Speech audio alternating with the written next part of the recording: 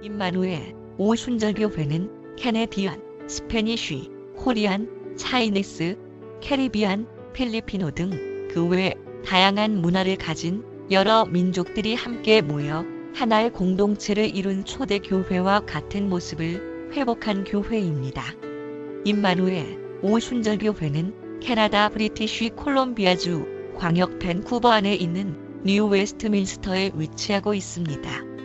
콜롬비아 스카이 트레인에서 내리시면 약 100m쯤 위에 위치하고 있으며 호스 스트레이트에서 오르막길 한 블록 위 오른쪽 붉은 벽돌 건물입니다.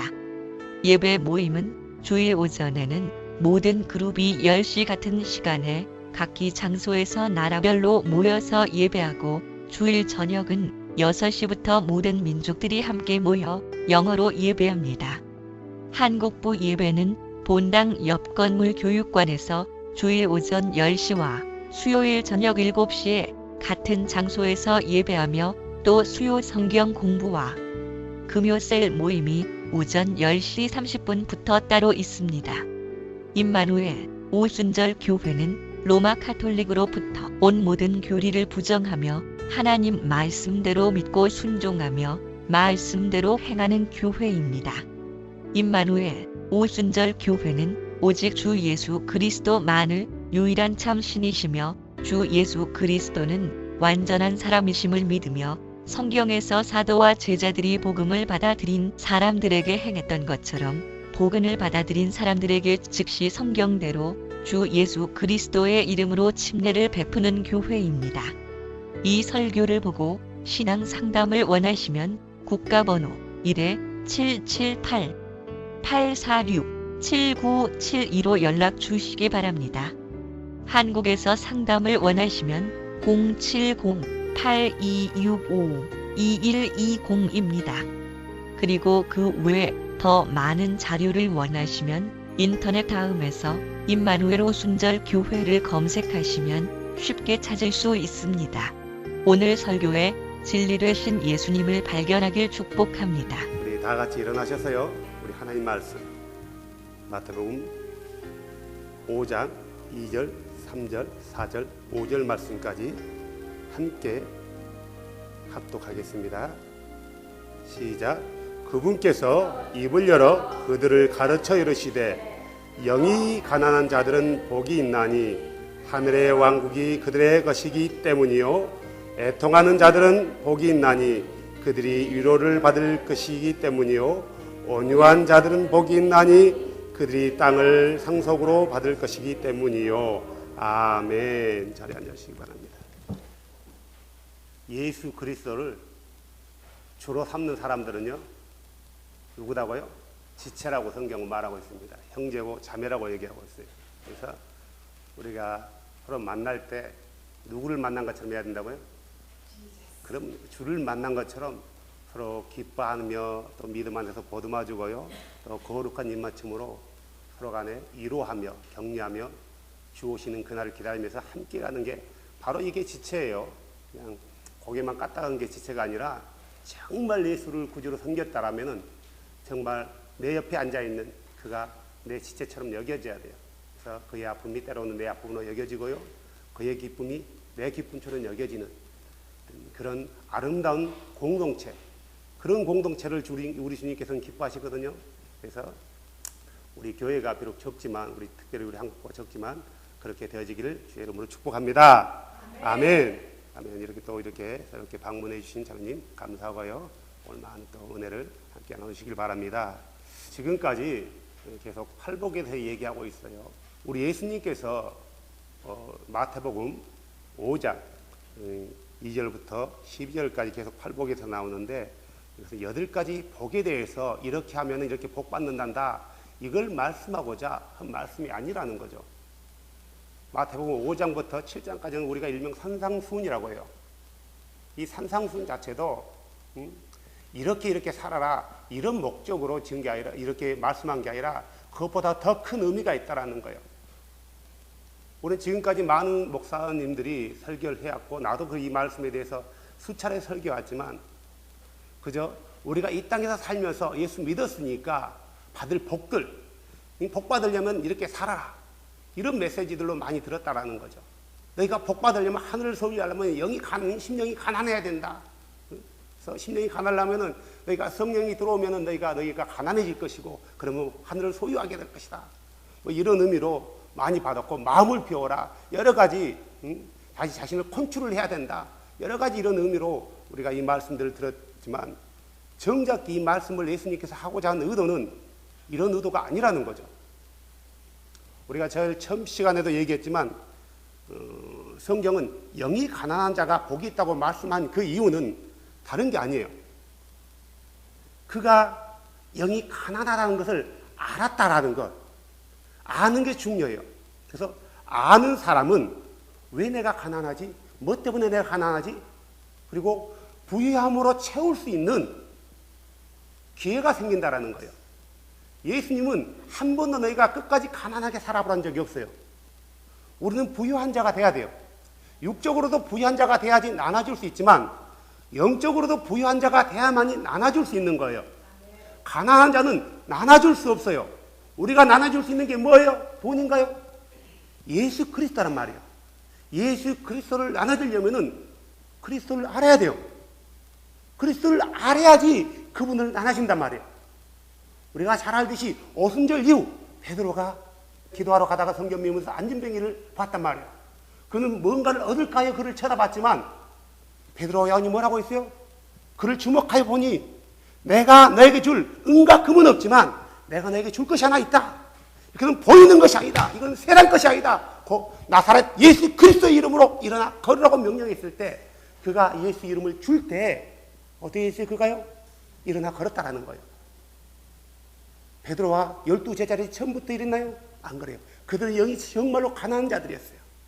그런데 그들이 예수를 알고 나서 그들은 진실로 부유한 자가 되어서 천국을 나누어주는 그런 사람이 되었다라는 거예요. 그러면 우리도 내 영이 가난하다는 것을 아는 사람들은 그래서 복된 거예요. 가난하기 때문에 어때요? 마치 가난한 자가 자기가 가난한 처지를 알기 때문에 포기해버리거나 그 나를 가난하게 만든 그것을 얻기 위해서 얼마나 노력해요. 얼마나 수고해요. 심지어는 어떤 일까지 한다고요? 강도질까지. 왜 그래요? 가난하니까. 그래서 천국은 침노를 당하나니, 침노한 자가 빼앗느니라. 킹제이스는 뭐 한다고? 천국은 강탈당한대요. 누구에게? 강도같이. 천국은 이렇게 빼앗는 거라고 성경은 얘기하고 있단 말이에요. 우리는 평생토록 영이 가난하라 했으니까 나는 가난하게 살아야지, 이런 생각으로 성경을 보면 안 된다라는 거예요. 예수님께서 의도하실 때는 이런 마음으로 의도한 게 아니라 굉장히 역설적으로 표현했다 이거예요. 자, 그래서요, 우리가 이렇게 가난하는 것, 누구나 싫어하지만 예수님은 가난하라고 했어요. 가난한 자가 복이 있다. 가난하라고 한 게 아니라 가난한 자가 복이 있다 했단 말이에요. 그래야 채울 수 있는 거예요. 우리가 싫어하는 거, 가난 굉장히 싫어해요. 좋아하지 않지? 나도 가난 싫어요. 나도 가난 싫어하고, 나도 부유한 게 좋단 말이에요. 이것은 비록 목사이지만 솔직한 심정이에요. 거지처럼 가난하게 살고 싶지 않아요. 저는 목회하면서 많은 목회자들, 같이 동료 목회자를 보거든요. 굉장히 행색이 궁색하게 살아요. 마치 내가 부족하니까 채워주라. 우리 동기 목사인데 신학교 다닐 때부터 그냥 거지근성이 있었단 말이에요.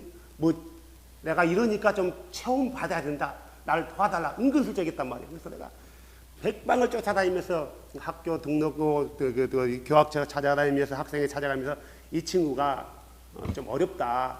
자녀가 병이 들어가지고 굉장히 힘들고 좀 도와줘야 되겠다. 그래서 한 몇백만 원을 해서 도와줬단 말이에요. 알고 보니까 거짓말이었어요. 아픈 것은 아픈데 고박이 10으로 부풀려졌단 말이에요. 우리는 가난함 자체를 좋아할 수가 없고 기뻐할 수가 없어요. 우리 주님도 우리가 가난하게 사는 것을 원치 않아요. 하지만 오늘 최소한 우리가 팔복이라고 말하는 이 부분에서만큼은 이런 가난을 말한 게 아니라 가난하다는 것을 아는 것 너무 중요하다는 거예요. 그래야지 새로운 것을 우리가 추구할 수 있는 거예요. 그래서 우리가 이 부분은 바로 잡고 넘어가는 건 너무 좋아요. 너무 좋고요. 오늘 우리가 봐야 될 본문도 그래요. 온유한 자가 복이 있나니 땅을 상속으로 받을 것이요. 우리 한국 사람들을 제일 좋아하는 구절이기도 해요. 왜요? 부동산이 나왔잖아요. 최소한. 우리 한국 사람만큼 땅 좋아하는 사람 없어요. 그래서 한국 사람이 가는 곳마다 땅값은요 치솟아올라요. 몇 년 전인가 어떤 자매한테 얘기 들었는데 번합이 어디죠? 실루엣?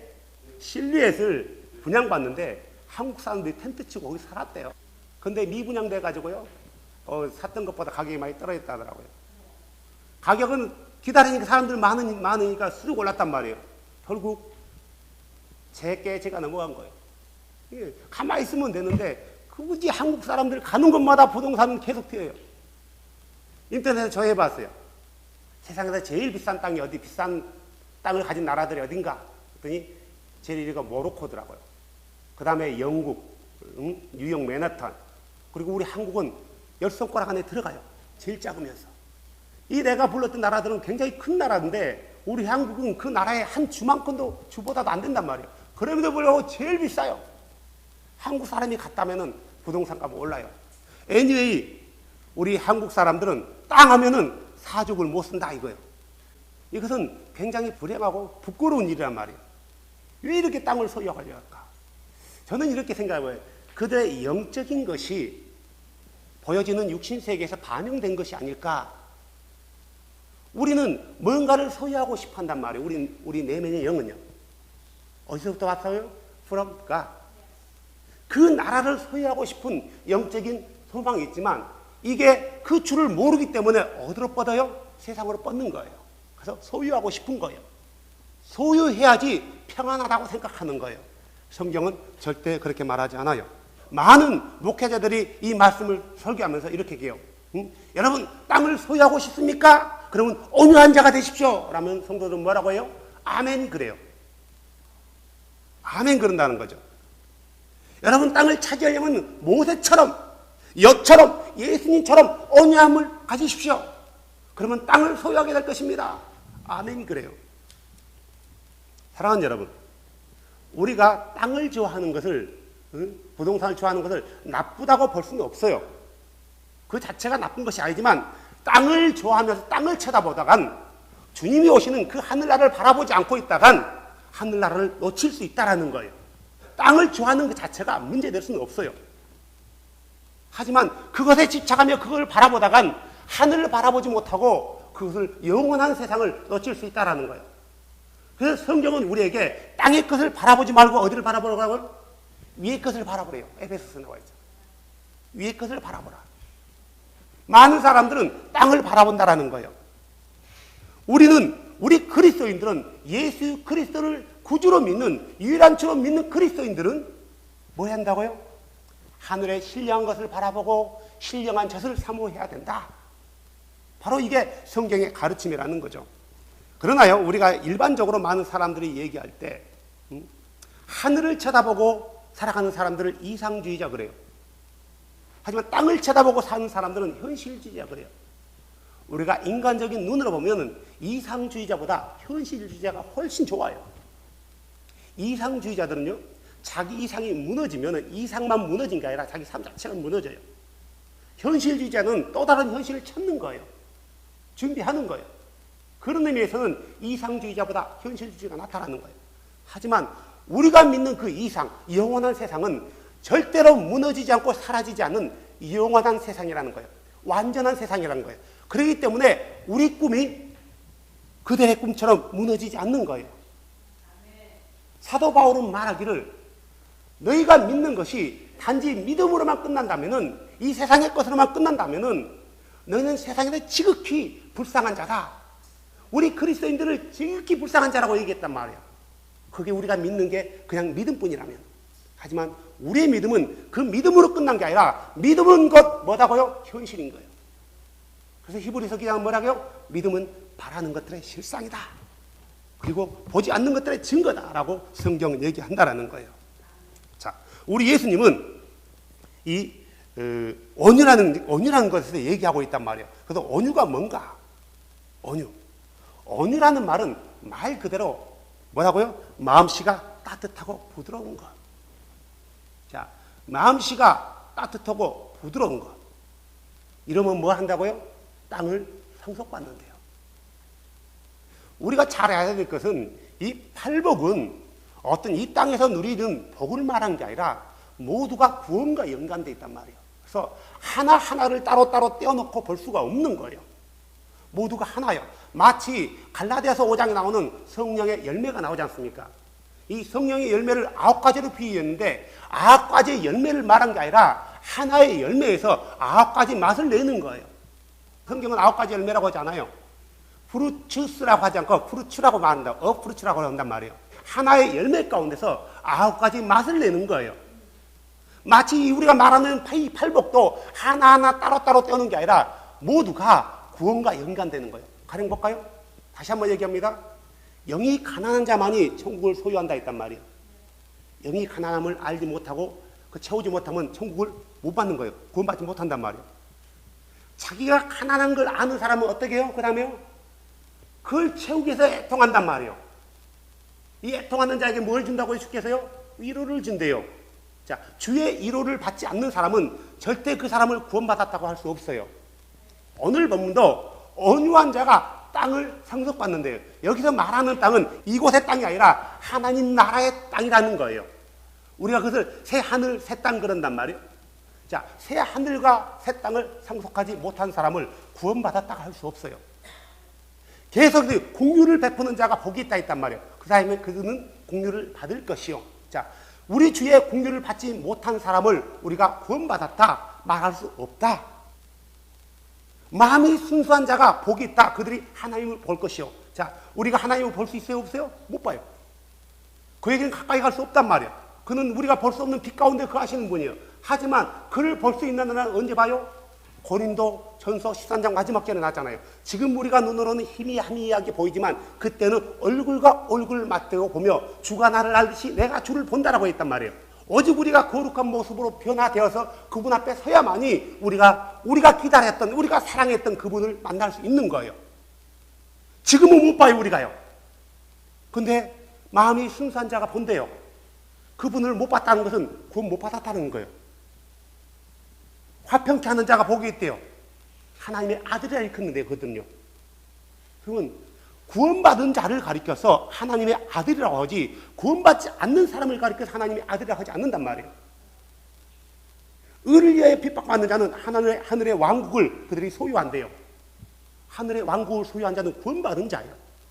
그러니까 다시 말해서 우리가 팔복이라고 말하는 이것은 이 세상에서 살아가는 그리스도인들의 삶의 지표를 말하는 게 아니라 구원받는 사람의 삶을 얘기하고 있는 거예요. 어떻게 해서 이루어지는가에 대해서 그 순서대로 주님이 말하고 있는 거란 말이에요. 그래서 우리가 이 말씀을 잘 알고 보면은 굉장히 은혜고 복이라는 거예요. 단순히 이 말씀을 어떤 육적인 이 세상에서 살아가는 그리스도인들이 어떤 살아가는 윤리 강령 정도로만 본다라면은 그는 이 말씀을 오해해도 한참 오해한 거예요. 자, 마음이 따뜻하고 부드러운 자는 땅을 상속받을 것이요. 이 말씀은 이방인들에게 말한 게 아니라 주를 아는 주의 백성들에게 말했다는 거예요. 주의 백성들은 온유해야 되는 거예요. 근데 우리가 이 말씀, 이 온유라는 자체를 뭘로 해석하냐 하면은 사람들이 일반적으로 개인의 성품으로 해석하는 거예요. 여기서는 성품을 말하고자 한 게 아니라는 거죠.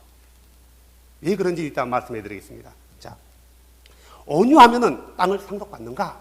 온유하면은. 성경은 예수 그랬으니까 예 그러겠죠. 여기서 말하는 것은 이 세상의 땅이 아니라는 거죠. 자, 구원받은 그리스도인 중에서도요, 여러 부류의 사람들이 있어요. 어떤 사람은 성품이 온유한 사람도 있고, 어떤 사람은 성품이 좀 온유하지 못한 사람도 있단 말이에요. 그래서 여기서는 우리가 말하는 이 성품을 얘기하는 게 아니라는 거예요. 여기서 말하는 최소한의 온유는 모세라는 사람은요, 수백만 명을 이끌어가는 이스라엘의 지도자였어요. 시내산에서 그가 주의 계명을 받고 명령을 받고 그 백성들을 인도할 때 그는 엄청난 많은 시련을 겪었단 말이에요. 많은 사람들이 밑에서 찔러대기도 하고 반역을 일으키기도 하고 모함을 하기도 했어요. 특별히 그가 가장 힘들었던 게 뭔지 아세요? 누구로부터 모함을 당할 때가 가장 힘든 줄 아세요? 자기 형과 누이,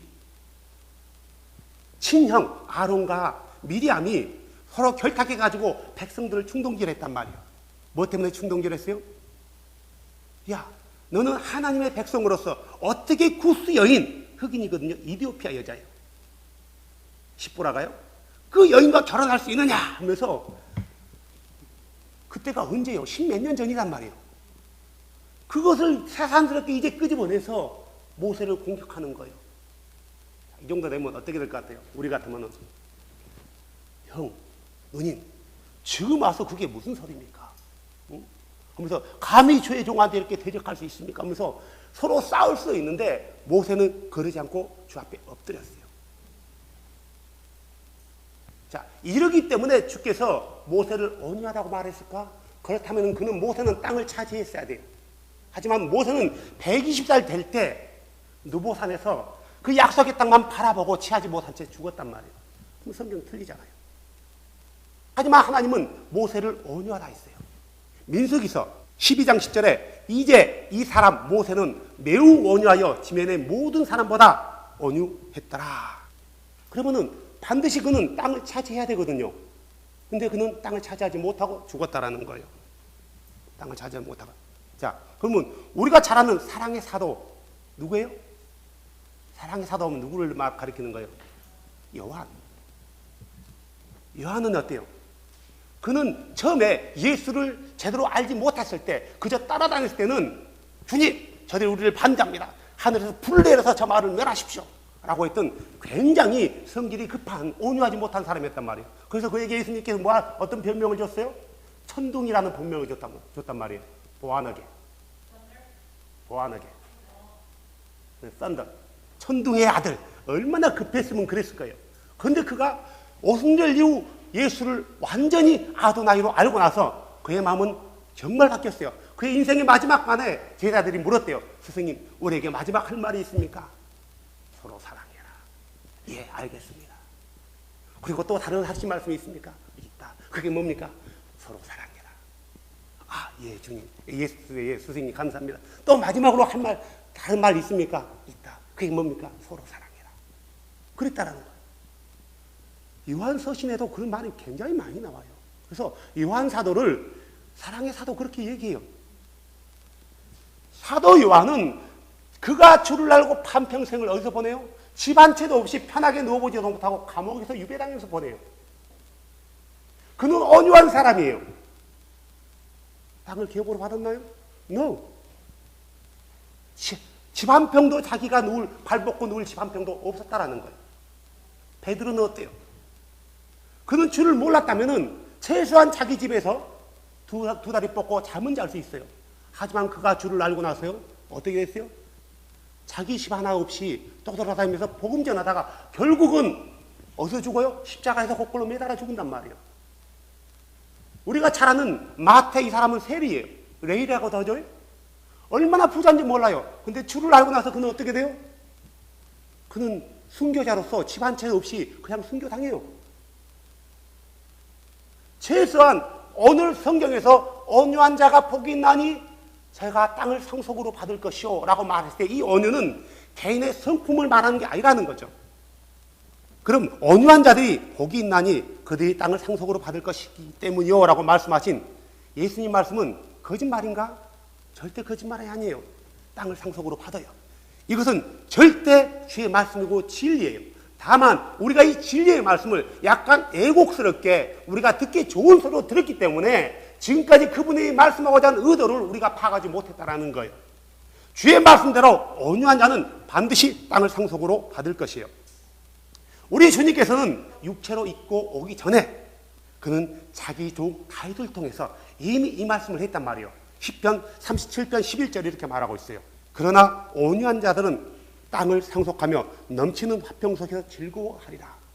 그분이 말씀하신 건데 전에는 그의 종의 이스를 통해서 태어났지만 이제는 그분이 말씀이 육신이 되어서 직접 말하고 있는 거예요. 뭐라고요? 온유한 자는 복이 있나니 그들이 땅을 상속으로 받을 것이다.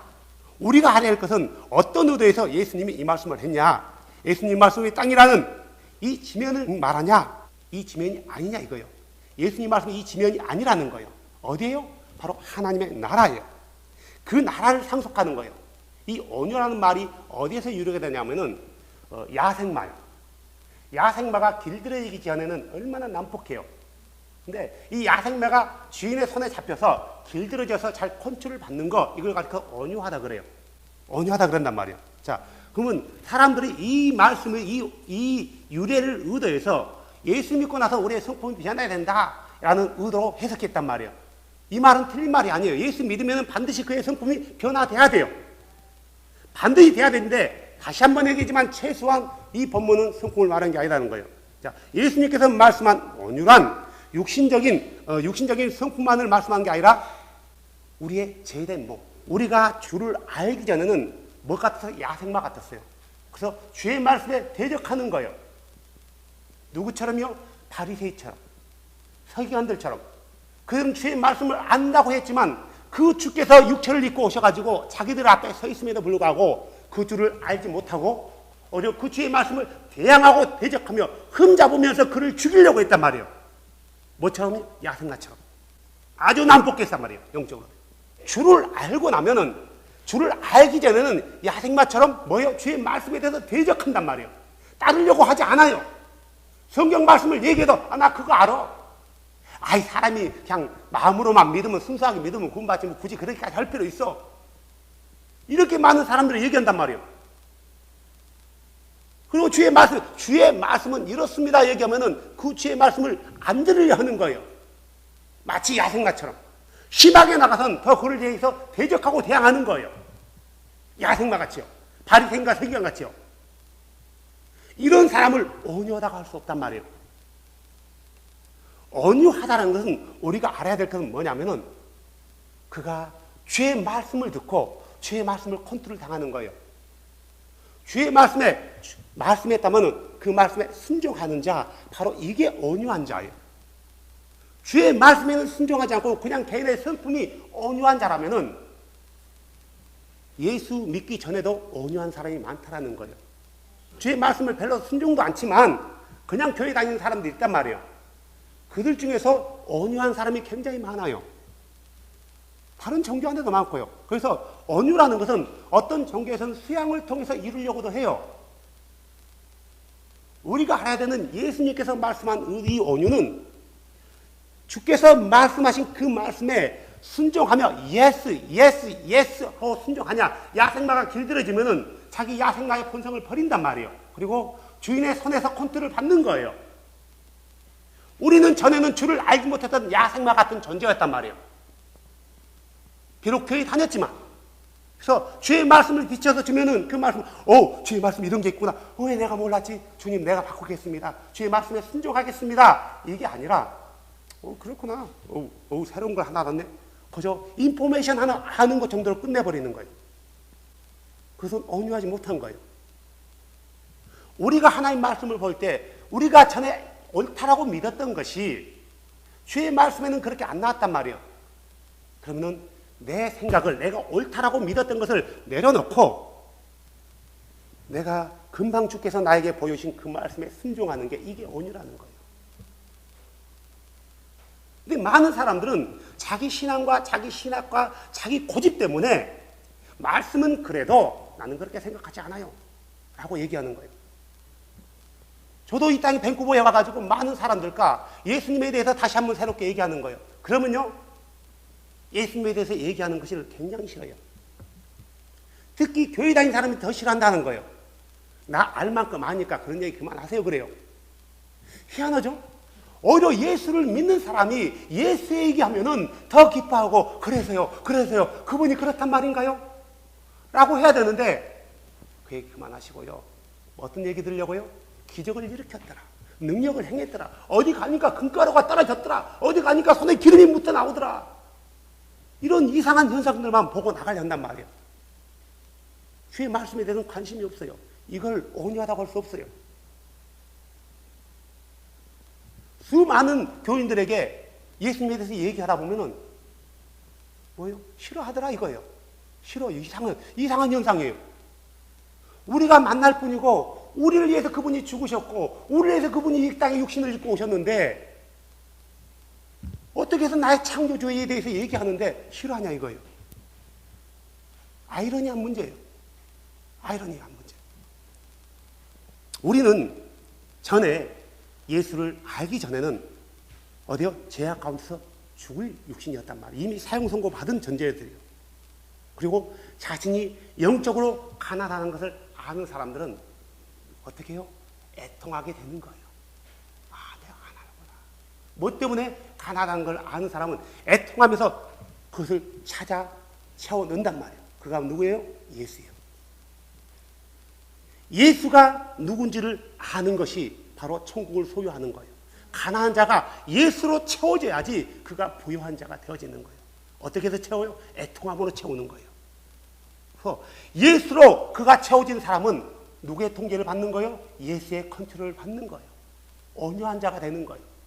그러니까 주의 말씀을 보면서 주의 컨트롤 말씀에 대해서 순종하지 않고 들으려 하지 않는 사람은 그가 장로 목사다 할지라도 그 목사의 할아버지다 할지라도 그를 온유하다 볼 수 없는 거예요.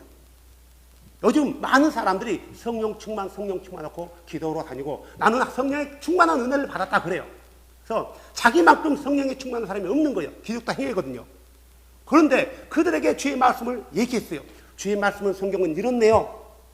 그런데 그에게는 최소한 주의 말씀보다 자기 경험이 우선이에요. 그래서 주의 말씀에 대해서는 들으려 하지 않아요.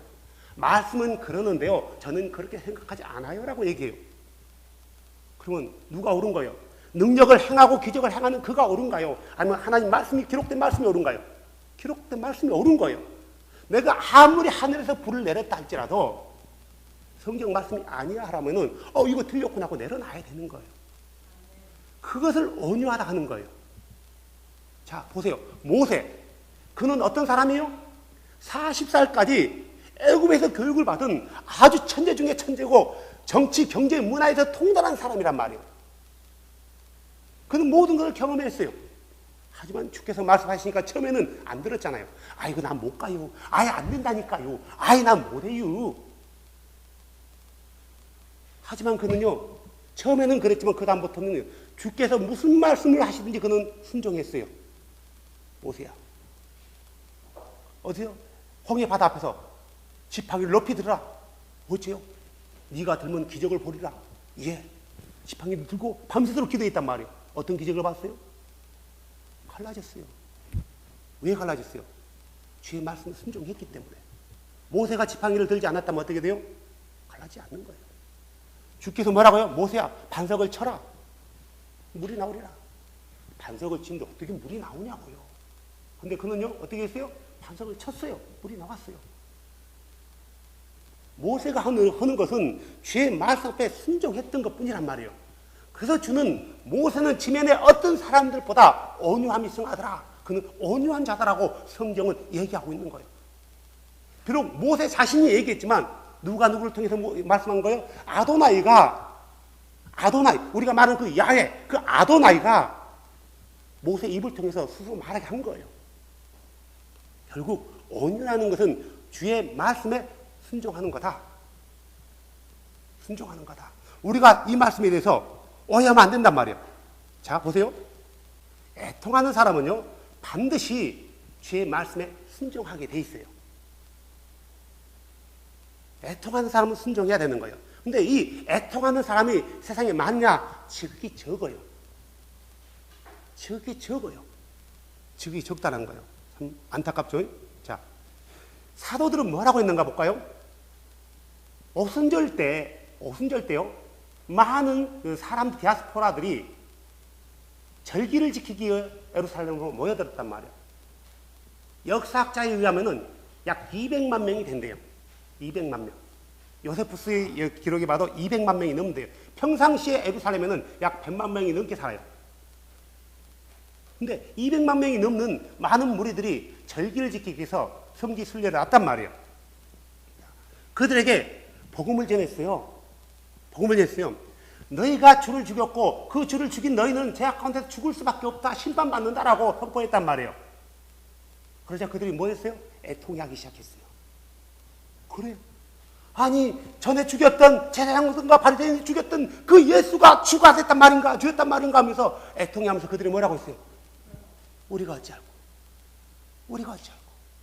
내가 어떻게 해야 되겠습니까? 라고 애통했단 말이에요. 그런 사도 베드로는 아주 단호하게 선포했단 말이에요. 내가 이 선포한 그가 주가 되심을 믿고, 자, 우리가 예수를 어떻게 믿어야 되냐면 주로 그리스도로 믿어야 된단 말이에요. 그래서 주 예수 그리스도 말하는 거예요. 주로 믿는다는 것은 오직 그들에게는 신이 한 분밖에 없단 말이에요. 그 신을 조상들은 그냥 주라고 부른 거예요. 이름도 모르고. 그래서 예수를 구주로 믿는 거예요. 그리고 예수를 그리스도로, 하나님이 말씀하신 구약 때 선지자 예수를 통해서 예언해 놓은 그 메시아로 믿는 거예요. 그래서 예수를 볼 때 그냥 예수 그런 게 아니라 주 예수 그리스도라고 부른단 말이에요.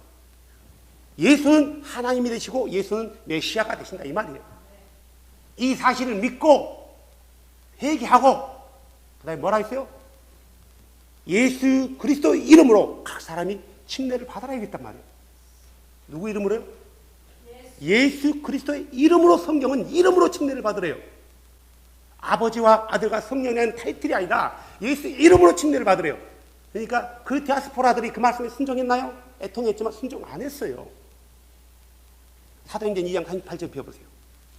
각 사람이 회개하고 주 예수 그리스도의 이름으로 침례를 받으면은 뭘 얻는다고요? 첫 번째, 죄들의 사면을 얻고 그 다음에요, 성령의 선물을 받는데요. 이것은 1호예요. 애통하는 자가 받는 하나님의 1호가 죄의 사함과 뭐예요? 성령의 선물이에요. 예수님께서 요한복음 4장에 뭐라고 했어요? 사람이 물에서 나고 성령에서 나지 않으면 하나님의 왕국을 볼 수 없느니라. 다시 말해서 하나님의 왕국을 소유해야 될 사람은 죄의 사면을 얻고 성령을 선물로 받아야 되는 거예요. 자, 그들은 이 말씀을 할 때 그 수많은 디아스포라들이 순종하고 예수 이름으로 침례를 받았단 말이에요. 예수 이름으로. 아버지와 아들과 성령이라는 타이틀로 줬던 게 아니에요.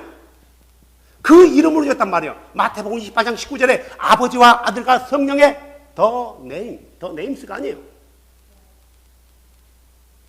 지금 사도들은 거룩한 영이, 성령이 오셔가지고 가르친 대로 선포하고 있는 거예요. 베드로는요. 그 성령이 뭐라고 선포하라 했어요? 너희는 각 사람이 회개하여 주 예수 그리스도의 이름으로 침례를 받아 죄들의 사면을 얻어라. 그러면은 성령의 선물을 받으리라. 이것은 우리가 따질 것도 아니고 시비 걸 것도 아니고 순종해야 되는 거예요. 이 말씀에 순종하는 사람들을 온유하다 그러는 거예요. 근데 많은 사람들이 이 얘기를 하면은 야생마처럼 난폭하게 되더라고요. 어떤 목사는 나한테 그렇게 얘기했어요. 목사님, 우리가 지금까지 성부와 성자와 성령의 이름으로 세를 줬는데 나도 이제 성경을 보니까 주 예수의 이름이에요. 그러면은 우리가 지금까지 잘못됐다면은 성경대로 돌아가지 않겠어요? 우리가 다시 이걸 해야 되지 않겠어요? 예수 이름으로 해야 되지 않겠어요? 사도들도 그랬고 모든 제자들이 성경에 수없이 사도행전에 예수 이름으로 침례줬단 말만 나왔지 아버지와 아들과 성령 이름으로 침례줬단 말은 없어요. 그 이름을 예수라고 했어요. 그러면 다시 해야 되지 않겠어요? 했더니 그 목사님, 그건 제자들이 과잉충성했습니다 라고 얘기했단 말이에요. 이건 야생마예요. 과잉충성. 예수님께 잘 보이려고 예수님의 이름을 했다는 거예요. 그러면은 그는 성경 전체를 부정하는 결과가 나오는 거예요. 과잉충성하는 사람들이 성경을 쓴 것을 온전하다 할 수 있나요? 없는 거예요. 모든 제자들이 베드로가 외칠 때 베드로 옆에 서 있었단 말이에요. 11사도들이. 마태를 포함한 11사도들이 베드로 옆에 설 때 아무도 베드로의 말에 태클 걸지 않았어요. 왜요? 그들은 한 영 안에 있었으니까요. 그 말씀을 마태복음 28장 19절 말씀을 정확히 언더스탠드한 거예요. 그 이름이란 말에. 그 이름이 누구예요? 예수. 내 이름으로 시작해서 죄의 사면들이 어디서부터요? 에루살렘. 그의 이름으로 시작했어요. 그의 이름으로 시작했어요. 에루살렘에서부터요. 누구의 이름으로 죄사함의 침례를 줬어요? 예수. 많은 사람들이 이렇게 얘기하면 야생마처럼 되더래요. 그래서 난폭해져요. 그 말씀 나도 알아. 아니야. 꼭 그렇게만 안 해도 돼. 너무 그런 것은 너무 근본주의야. 그럴 필요 없어. 괜히 있는 사람들을 혼동스럽게 하지 마. 막 그런단 말이에요. 사람이 마음으로만 순수하게 믿으면 다 구원받는 거예요. 사랑이 하나님인데 어떻게 자녀들을 지옥에 보내? 아이, 박 목사 그렇게 얘기하지 마. 목사님 그게 아닙니다. 당신이 목사이기 때문에 성도들에게 바로 가르치십시오. 그들에게 애통함이 뭔지 바로 가르치십시오. 그들이 언약이 뭔지 바로 가르치십시오. 그래서 그들이 주 예수 안에서 바른 길을 걸어갈 수 있도록, 그래서 그들이 결국이 예수를 만날 수 있는 길로 제대로 안내하십시오. 당신이 잘못하면 당신뿐만 아니라 당신이 믿는 모든 사람들 다 끌고 지옥 갑니다. 제발 우리는 목사이기 때문에 바로 얘기해야 됩니다. 어떤 목사가 나한테 또 그러더라고요. 신한데 틀린 건 틀렸다는데 많은 사람이 엄청 많이 틀린 게 많거든요.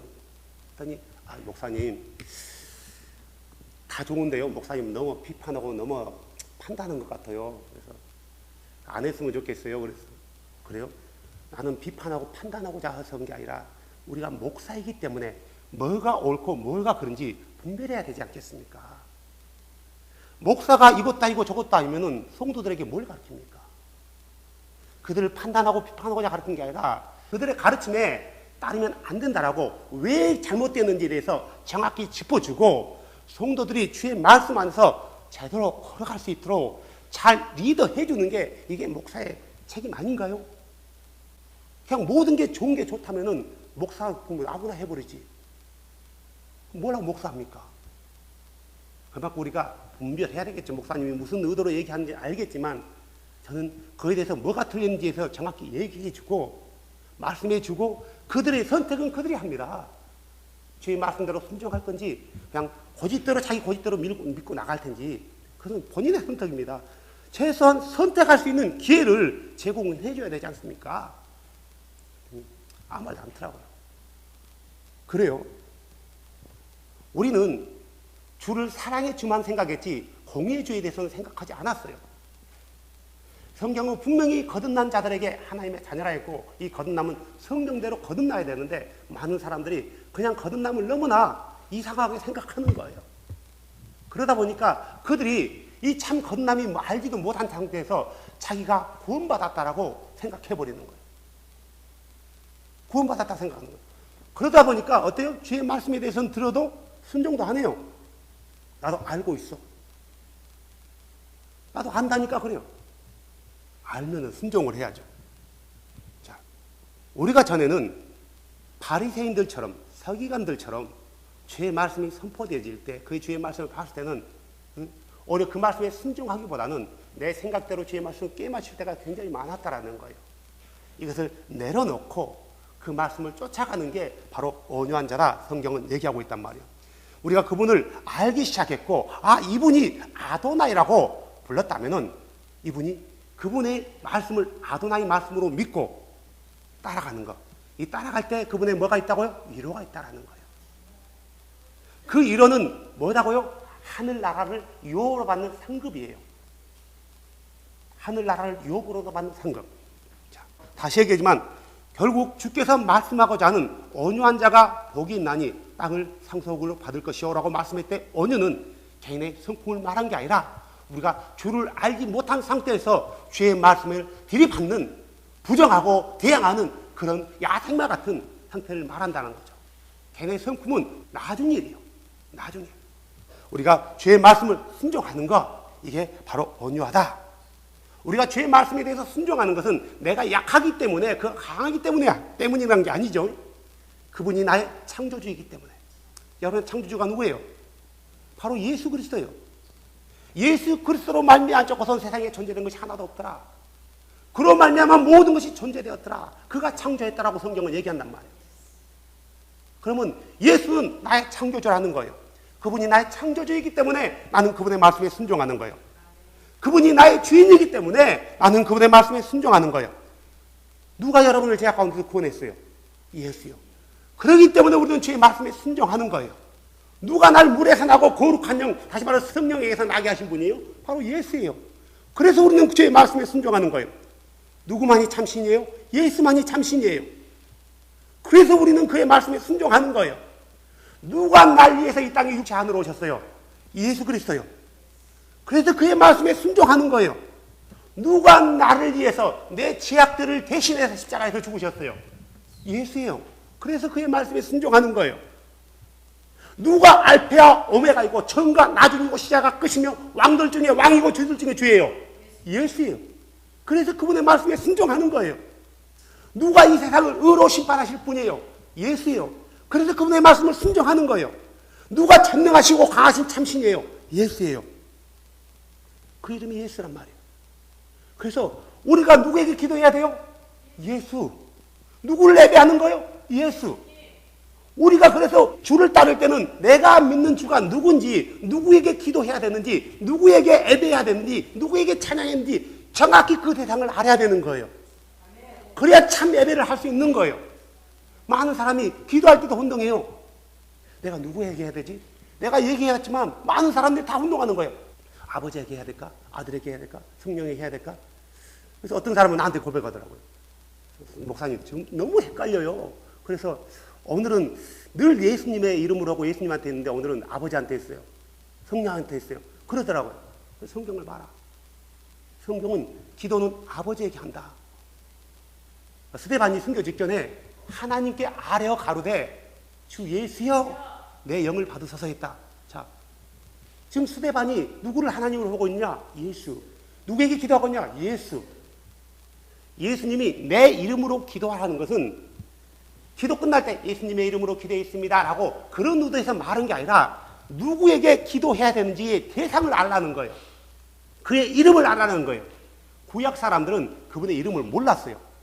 우리는 여호와라고 부르지만 구약 사람들은 여호와라는 단어 자체를 모르는 거예요. 그래서 그를 아도나이, 우리 영어로 말하면 로드, 한국말로 주 이렇게 불렀어요. 예수님 당시까지 AD 8세기까지 그렇게 불렀단 말이에요. 성경에 우리가 나오는 여호와라는 단어가 나오면 요드헤이 바우에가 나오면 그냥 아도나이 이렇게 부르는 거예요. 하지만 성경을 그 당시에 보는 사람들은 즉히 소수 제사장이나 서기관이나 어떤 왕이라든가 권력자들만 성경을 봤기 때문에 우리가 부르는 여호와라고 해당하는 히브리 단어가 네 글자가 어떻게 생겼는지 알지 평신도들은 몰랐어요. 그냥 부를 때 단어는 예를 들어서 여호와 쓰였지만 그들은 부를 때 아도나이 이렇게 했기 때문에 아도나이구나라고만 들었단 말이에요. 모르는 거예요. 몰라요. 그런데 정확히 예수님께서 누구 이름으로 기도해야 될지 가르쳤단 말이에요. 내가 누구 이름으로 왔다고요? 아버지 이름으로요. 내가 누구 이름을 가르쳤다고요? 아버지 이름을 가르쳤대요. 내가 누구 이름을 나타냈다고요? 아버지 이름을 나타냈대요. 근데 제자들은 외쳤던 이름이 뭐예요? 예수예요. 예수라는 거예요.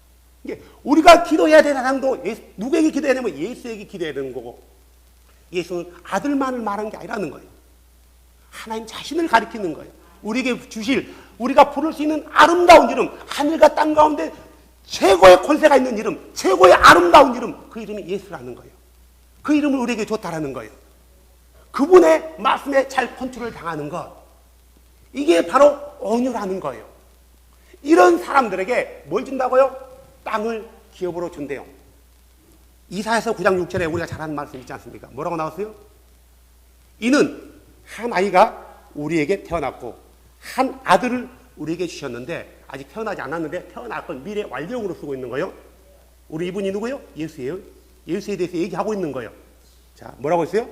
그 어깨에는 정권이 놓이고 그 이름은 놀라우니 기묘자, 저원자, 모사, 카운셀러죠. 이분이 누구였다고요? 강하신 하나님, 그 다음에 용전하신 아버지, 평화의 통치자라 할 것이기 때문이라. 이 아들이 육체를 입고 오기 전에는 강하신 하나님이었고 용전하신 아버지였대요. 용전하신 아버지였단 거예요. 계시록 21장 7절에는 뭐라고 나왔어요? 그 주께서 말하는 거예요. 예수께서요. 이기는 자에게는 내가 이 모든 것을 상속받으리니 나는 그들의 하나님이 되고 그는 나의 아들이 되리라. 내가 그의 아들이 되면 그는 나의 누가 된다는 거예요? 아버지가 된다는 거예요.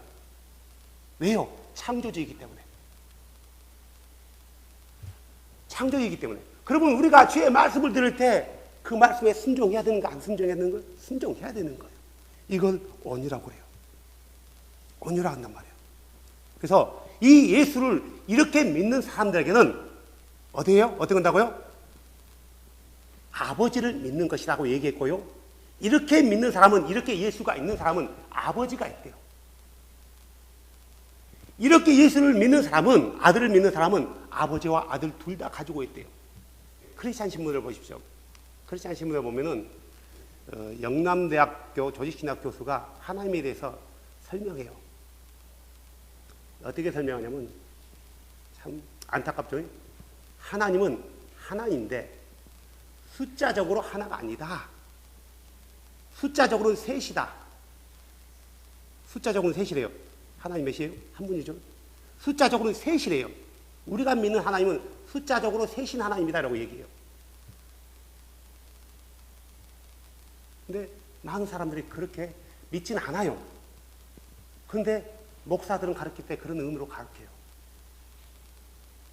교인들이 하나님을 숫자적으로 셋으로 믿는 교인들이 몇 명 안 돼요. 그냥 한 분으로 믿고 있어요. 말씀을 가르치는 목회자들이 이 말씀의 의미를, 성경의 의미를 제대로 가르치지 못하고 전달하지 못하니까 그냥 믿는 거예요. 어려우니까. 내가 믿는 하나님이 누군지, 그분의 이름이 뭔지, 내 아버지 이름이 누군지, 누구에게 기도해야 되는지, 누구를 예배해야 되는지, 누가 우리 예배를 받는지, 누구에게 찬양해야 되는지 모르고 그냥 혼돈 가운데 하는 거예요. 그냥 교회에서 하는 거예요. 하니까. 우리는 바른 예배를 해야 되는 거예요. 바른 기도를 해야 되는 거. 바른 신앙관을 가지고 있어야 돼요. 무엇에 근거해서? 성경에 근거해서. 그런 사람들이 하나님 말씀에 컨트롤을 당하는 거예요. 하나님을 숫자적으로 셋으로 가지고 있는 사람은 절대로 하나님 말씀에 컨트롤을 당하지 않아요. 하나님은 숫자적으로 셋이 아니라 숫자적으로도 하나예요. 신명기 6장 4장에 뭐라고 나와요? 오 이스라엘아 들으라. 우리 주 하나님은 한 주이시니, 한 주라고 정확히 성경은 숫자적으로 하나라고 얘기하고 있어요. 근데 하나님은 하나인데 숫자적으로 하나가 아니라 숫자적으로 셋이다. 이렇게 믿지 않으면 잘못됐다고 가르친단 말이에요. 하나님은 절대로 숫자적으로 하나다. 그분은 처음부터 영이셨어요. 하나님은 영이시니 하나님께 예배하는 자는 신령과 진정으로 예배할지니라. 하나님이 영이시란 말이에요. 그분이, 영이셨던 그분이 육체 가운데 육체를 입고 우리 가운데 인카네이션 했단 말이에요. 뭐 때문에요? 우리의 죄 사함을 위해서 희생 제물이 되기 위해서 왔단 말이에요. 그는 다시 성령으로, 다시 거룩한 영으로 다시 오셨어요. 전에 거룩한 영이셨던 그분은 특별한 사람과 관계를 맺었지만 이제 오순절 이후 거룩한 영으로 다시 오신 그분은요, 주의 이름을 부르는 모든 사람들과 함께 하는 거예요. 이런 의미에서 우리가 말하는 구약과 신약에 달라져요. 그분은 하나예요. 고린도후서 3장 17절, 15, 16, 17절에 그 주는 너희가 모세의 글을 읽을 때 모든 베일이 가려져 있도다. 너희 마음이 주께로 돌이킨다면 그 주는 영이시니 주의 영이 계신 곳에 참으로 자유이 있느니라. 그 주가 영이래요.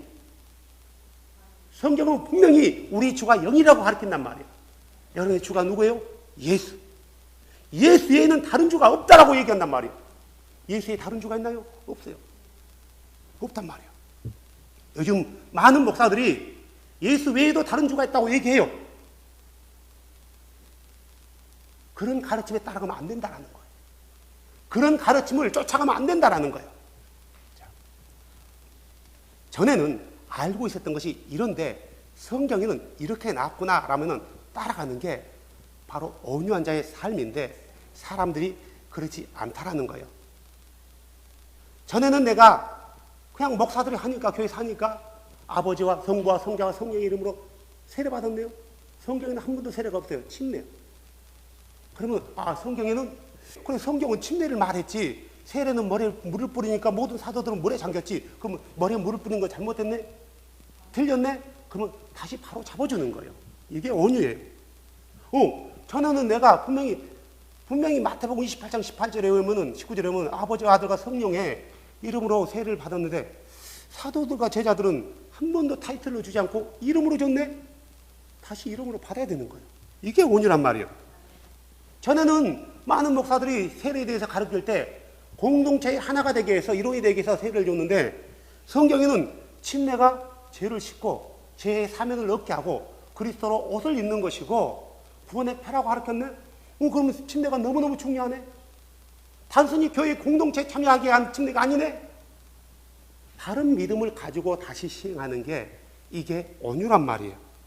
다시 말해서 내가 가지고 있는 내 지식들을 버리고 그 전에 가지고 있던 내 믿음이 잘못됐다라면 버리고 주의 말씀을 따라가는 거예요. 우리의 최고의 권위는 성경이고 사도들이지 가톨릭의 성인 어거스틴이 어떻게 말했더라 이게 아니고 종교개혁자 칼빈이 이렇게 얘기했더라 이게 아니고 사도 바울은 어떻게 했는지 베드로는 어떻게 했는지 예수님은 어떻게 했는지 이것을 우리가 성경에서 답을 찾아야 된단 말이에요. 사랑하는 여러분, 성인들도요 말하는 게 많이 틀린 게 많아요. 종교개혁자들도 많이 틀린 게 많단 말이에요. 심지어 종교개혁자 찌빈글리는 침례받은 사람을 죽이라까지 했단 말이에요. 죽여라, 사형선고 내려라 했단 말이에요. 그러면 이것은 엄청난 주의 말씀을 지킨 자를 죽이는 꼴이 되는 거예요. 침례받고 세례받고는 본인의 선택이에요. 하지만 그 선택을 무시해버리고 말씀대로 따라하는 걸 무시해버리고 죽이라고 명령했던 그 종교개혁자는 틀렸단 말이에요. 요즘 목사들도 마찬가지예요. 목사님들도 우리가 잘 알잖아요. 김사모 목사님, 종교가 통합돼야 된다. 가톨릭과 하나가 되자. 라고 가르친단 말이에요. 이것은 복음을 위해서 필수적이라고 가르쳐요. 가톨릭, WCC는 종교연합은 모든 힌두교, 불교, 또 뭐죠? 무슬림, 모든 세상의 종교들이 다 모여가지고 우리가 신앙에서 하나가 되자라는 에큐메니칼, 다신론이라는 게 다원주의란 말이에요. 근데 철두철미하게 우리 김삼원 목사는 그걸 선포하고 전하고 있어요. 누구 함께요? 조영기 목사와 함께. 김장한 목사. 모든 목사들이 이렇게 앞장서고 있단 말이에요. 그러면 그들의 가르침이 옳은가요? No. 근데 그들의 가르침이 다 틀린 것만 아니에요. 하지만 핵심이 틀렸어요. 우리 조영기 목사님 뭐라고 얘기했어요? 그 유명하고 그 능력이 있던 분이 예수 아니어도 구원이 있다. 불교 안에도 구원이 있고 기독교 안에도 구원이 있으니까 서로의 종교를 존중하자. 요즘은 크리슬람 해가지고 알라, 무슬림들이 믿는 그 하나님이 우리 하나님과 똑같다. 알라, 그 알라가 우리 하나님이다. 라고 얘기하고 다니는 분이 우리 조영기 목사님이에요. 그분의 가르침이 다 틀렸나요? 맞는 게 많은데 이런 핵심에 대해서 다 빗나갔단 말이에요. 사랑하는 여러분, 우리가 잘 아는 분당의 옥하는 목사의 수제자 이찬수 목사는 뭐라고 해요? 성경은 동성연애자는 죄악이래요. 동성연애는 죄악이에요. 죄악이란 말이에요. 그런데 그는 동성연애는 죄가 아니고 질병이다라고 얘기해요. 성경에 어디가 동성연애가 질병이라고 얘기해요? 동성연애는 죄악 중에 최고 심한 죄악이란 말이에요. 그래서 교회에서는 선포해서 그들이 하고 있는 동성연애가 죄임을 알게 하고 돌이키게 해야 되는 게 목사인데 그들을 교회에서 수용해야 되지 않느냐. 그래서 동성연애가 죄라면 누가 들어오겠냐 이거예요. No. 진리는 바로 선포하고 바로 듣게 해야 되는 거예요. 방법은 중요해요. 결과가 중요한 게 아니라 우리 주께서는 결과를 보는 게 아니라 네가 어떻게 동기를 보는 거예요. 정확히 선포해야 되는 거예요. 자, 그래서요. 우리가 이렇게 주의 말씀 하나하나에 순종해 나가는 자를 성경은 온유하다라고 얘기한단 말이에요. 그래서 그런 자들에게 땅을 주신데 이 땅은 우리가 말하는 이런 땅이 아니라 새 하늘과 새 땅. 새 하늘과 새 땅. 다시 말해서 구원받은 백성들이 주와 함께 영원히 거할 그 땅. 그 땅은 우리가 말하는 이런 땅이 아니라 영적인 곳이란 말이에요. 하지만 우리가 땅이라고 생각할 때는 우리가 발을 딛고 사는 곳을 땅이라고 일반적으로 표현해요. 우리가 하나님 나라에서 그분과 함께 거닐 수 있는 그 땅이 바로 우리에게 주어진다는 거예요. 누구에게요? 온유한 자에게. 순종하는 자에게요. 다시 말해 그래서 이 온유한 자가 복이 있나니 땅을 유업으로 받을 것이요. 이 말은 다시 말해서 구원과 관계있다는 거예요. 시편 22편 26절에 온유한 자는 먹고 만족할 것이며 주를 찾는 자들은 그분을 찬양할 것이고 너희 마음은 영원히 살리로다. 온유한 자는 영원히 산대요. 시편 25편 9절에는 뭐라고 나왔어요? 그분께서 온유한 자를 공의로 지도하시리니 곧 온유한 자에게 자신의 길을 가르치시리로다. 온유한 자에게 가르친대요. 왜요? 그들이 듣거든요. 온유하지 않는 사람은 제 말씀을 안 들어요. 10편 37편 11절에 뭐라고 했어요? 온유한 자들은 땅을 상속하며 넘치는 화평 속에서 즐거워하리라. 어느 나라에서? 그분의 나라에서요. 10편 76편 9절에는 그때에 하나님께서 땅의 모두 온유한 자를 구원하시려고 일어나사 심판하셨나이다. 10편 147편 6절에 주께서 온유한 자들을 들어 올리시며 사악한 자들을 땅에 던지시리로다. 149편 4절에는 주께서 자신의 백성들을 즐거워하시나니 그분께서 온유한 자를 구원으로 아름답게 인도하시리로다. 사랑하는 여러분, 온유한 자는 바로 구원을 받는 거예요. 땅을 상속으로 받는 거예요. 우리가 주의 말씀을 들을 때 어떻게 받아야 돼요? 온유함으로 받아야 돼요. 야고보서 1장 21절에 그러므로 모든 더러움에서 넘치는 악을 내어버리고 접붙여진 말씀 곧 능히 너희 혼을 구원할 수 있는 말씀을 온유함으로 받으라, 순종해라 이거예요. 사랑하는 여러분, 우리가 예수를 믿는 이유가 뭔가요? 왜 예수를 믿어요? 구원받기 위해서 믿는 게 아닌가요? 다른 이유가 있어요? 구원받기 위해서 그분을 믿었단 말이에요. 그렇다면 우리가 이 구원을 끝까지 이루어가야 되는데 주의 말씀을 우리가 도중에 포기해버리고 순종하지 않으면 어떻게 돼요? 그분의 말씀에 떨어져 나가는 거예요. 그래서 사도 바울은 내가 많은 사람에게 복음을 전하고 나서 나도 떨어져 나갈까 염려하노라, 두려워하노라 했단 말이에요. 봉가지도 아끼지 아니하였거늘 너희 이방인 너희들은 뭐라고? 격가지라는 거예요. 그래서 우리가 할 수 있는 것은 그분의 말씀에 순종하는 것, 그래서 그분의 긍휼을 받는 것뿐이라는 것. 사랑하는 여러분, 우리가 지금까지 모두 팔복을 들을 때 어떤 이 세상에 누리는 어떤 육적인 안식과 평안만으로 봤다라면 오해한 거예요. 이것도 중요하지만 그것보다 더 나아가서는 우리의 구원. 다시 말해서 쉽게 말하면 온유한 자는 복이 있나니 그가 구원을 받았기 때문이란 말이에요. 영이 가난한 자는 복이 있나니 그 영이 채워지면 그가 복을 받을 것이요. 애통하는 자는 복이 있나니 그가 구원받아 위로받을 것이요. 예수님은 우리의 구원을 위해서 우리 땅에 오셨지 이 땅에서 평안하고 잘 살기 위해서 오란 게 아니단 말이에요. 그러면 우리가 주의 말씀을 바로 듣고 순종하는 삶, 바로 이 사람이 온유한 사람이고 이 사람에게 새 하늘과 새 땅을 주께서는 상속으로 유업으로 주시다 했단 말이에요. 이것을 상속받고 싶지 않습니까?